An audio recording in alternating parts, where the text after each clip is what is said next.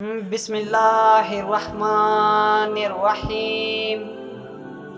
جب صحیح حدیث مل جائے تو میرے اقوال کو بھول جاؤ۔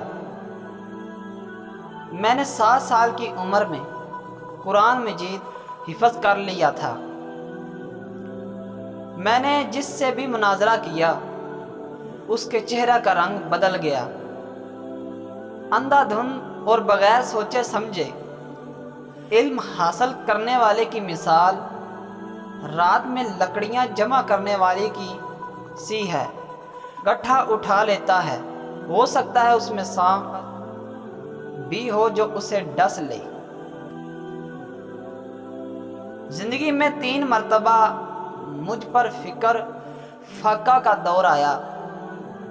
گھر کے زیورات بھی بک گئے، لیکن میں نے قرض لے کر کوئی چیز رہن نہیں رکھی۔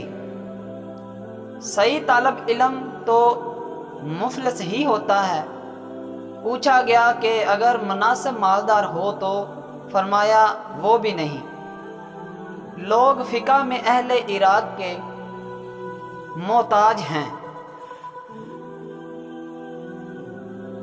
جس طرح نگاہ کی ایک حد ہے جس سے آگے وہ کام نہیں کر سکتی، بالکل اسی طرح عقل کی بھی ایک حد ہوتی ہے جس سے آگے وہ بیکار ہے۔ انسانوں کو قابو رکھنا جانوروں کو قابو رکھنے سے کہیں زیادہ مشکل ہے۔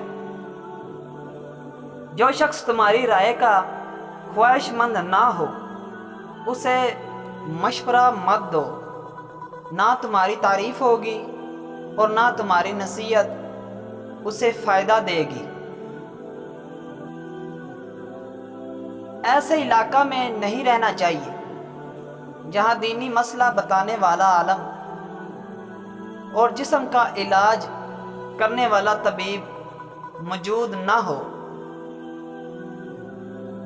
مرد کے جسم کو 3 چیزیں طاقت دیتی ہیں: اول گوشت، دوم خوشبو سونگھنا، سوم غسل کرنا۔ اگر میں قوت حافظہ کی طرف توجہ کرتا جیسا کہ محدثین کرتے ہیں تو دنیا میں میرا کوئی مقابل نہ ہوتا۔